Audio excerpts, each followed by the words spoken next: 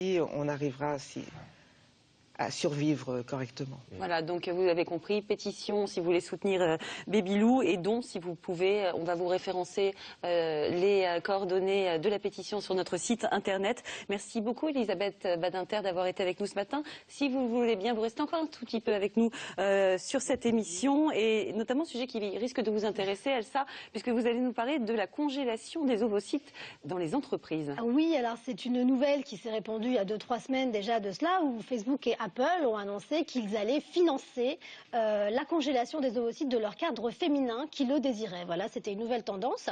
Alors c'est pas quelque chose de nouveau, il faut savoir que Microsoft le faisait déjà depuis quelques années, mais sous le manteau, sans trop communiquer. On comprend pourquoi, vu le tollé que ça a pu faire sur les réseaux ces derniers temps.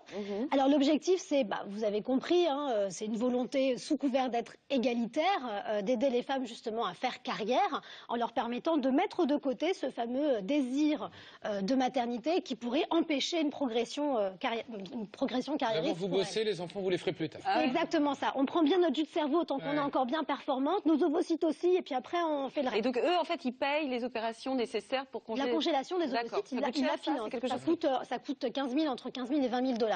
Ah oui, il faut les conserver aussi. Il faut les conserver. Après, il y a le stockage, etc. Donc, alors, l'objectif pour eux, c'était de rééquilibrer la balance du genre, parce que dans ces sociétés high-tech, vous le savez, on en a déjà parlé la dernière fois, pour les femmes de la science, il y a sur certaines entités près de 80% des salariés qui sont des hommes. Donc, eux, ils voulaient justement faire en sorte de pouvoir rééquilibrer un peu cette balance-là. Donc, au début, je me suis dit, génial, enfin des entreprises comme ça qui mettent un vrai talent pour faire conciliation vie pro, vie perso, c'est super et tout. Et puis en fait, sans mauvais jeu de mots, ça m'a glacé cette congélation des ovocytes. Vraiment, ça m'a glacé. Qu'est-ce que vous en pensez, vous, Elisabeth? Moi, ça me glace pas du tout et je trouve ça formidable. Dès lors que ça n'est pas contraint, je voudrais savoir quelles sont les femmes qui peuvent payer 15 000 € pour mettre leur ovocyte de côté, sans compter que c'est pas possible en France. Et donc, ça n'est pas autorisé. Mais moi, je trouve que si on est volontaire, mais très bien. Ce qui est la frontière, c'est qu'il ne faut pas que ce soit une pression sur les femmes pour faire des enfants quand ça arrange l'entreprise. Il faut que ce soit une possibilité ouverte aux femmes de faire des enfants quand elles le désirent. Et dans ces conditions, c'est une super idée. Pour moi, c'est une super idée parce que je ne vois pas vraiment qui peut mettre cette somme-là pour congeler ses propres ovocytes. Aux États-Unis, c'est des frais énormes de toute façon, des frais liés à la santé. En bien France, sûr. ça coûte aussi cher que ça. En France, on n'a pas le droit, mais je veux dire, si on va en Belgique, par exemple, ça coûte aussi cher que ça. Ou en Espagne. C'est des coûts. C'est vraiment cher. Alors moi, je me suis dit, bon, voilà, je dois être réac et bon, pourquoi pas, ça doit être ça, parce que moi, ça me pose un vrai problème. La première raison, c'est que ça devient un véritable business aux États-Unis. Cette histoire, il y a une vraie marchandisation du corps et ça me pose un vrai souci éthique. Il faut quand même savoir qu'il y a des cliniques de la fertilité aux US qui ont vu leur chiffre d'affaires multiplié par 6 et je serais pas étonnée qu'Apple et Facebook aient des parts dans ces sociétés-là. Mais ça, c'est un autre débat. C'est la théorie du complot. Non, mais on n'est pas là pour ça, mais ça peut être un autre truc. Et puis l'autre chose, c'est que pour moi, il y a une vraie privation de la liberté de décider seul et de planifier les choses. Alors, je sais, voilà, c'est quand même très compliqué pour les femmes aujourd'hui, mais je trouve qu'on mélange un peu aussi la sphère de l'intime avec du professionnel. C'est quand même des décisions qui doivent pas regarder forcément l'entreprise.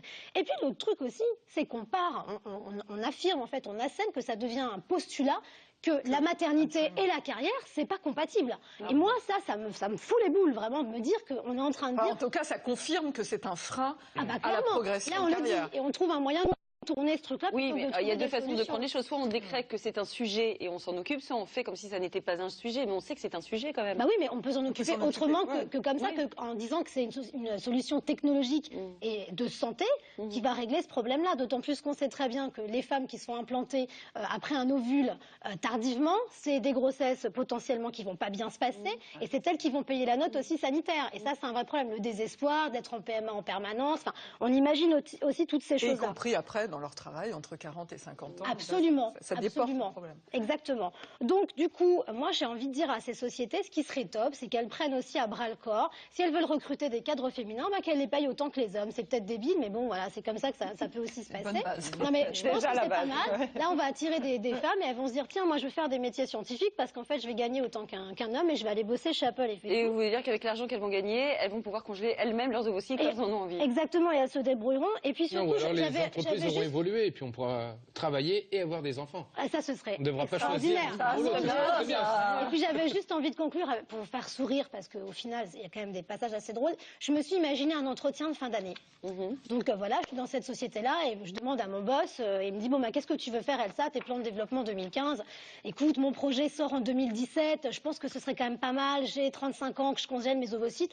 Bien sûr, je te mets dans le programme, pas de problème. Par contre, ça coûte 15 000 $, donc tu n'auras pas d'augmentation cette année. Ah. On est bien d'accord. Parce qu'on rigole, mais c'est peut-être aussi comme ça que ça va se passer. Parce que l'argent qu'ils mettent pour déployer ce genre de choses, ils ne le mettront peut-être pas. Ils finiront par nous le faire payer. Exactement. Je trouve que vous êtes très sévère avec l'entreprise Google, etc. Parce qu'on sait que ces très très grosses entreprises sont très, comment dirais-je, à l'écoute de leurs collaborateurs. Il suffit d'aller dans la Silicon Valley et voir comment ça se passe. On fait tout pour eux. Oui, elle favorise l'adoption. Non, mais je connais toutes ces mesures-là. Je trouve que c'est un peu rude parce qu'on fait le procès tout de suite. Voilà. Ça ne peut être que pour de vulgaires et d'abominables intérêts professionnels. Il y a peut-être ça qui rentre en ligne de compte. Mais les femmes peuvent aussi y trouver leur compte. Et puis il faut peut-être cesser de faire toujours des femmes les victimes. Elles ne sont pas assez grandes pour réfléchir par elles-mêmes, pour faire leur choix de vie, pour ne pas se laisser faire. Mais dans un choix, elles ne sont pas forcément manipulées, je veux dire, ou manipulables. Et c'est le devoir, effectivement, d'émissions comme la vôtre de les mettre au courant. Mais en tout cas, d'en parler. Voilà, faisons confiance aux femmes et aux choix qu'elles auront à faire et de se servir elles aussi ou non de leur entreprise. En tout cas, c'est pas près d'arriver en France, hein, d'après ce que j'ai compris. C'est aux États-Unis que ça se passe. Merci Elsa, merci Elisabeth d'avoir débattu sur le sujet. Merci beaucoup. Après, sujet de fond, je ne sais pas si ça va autant vous intéresser.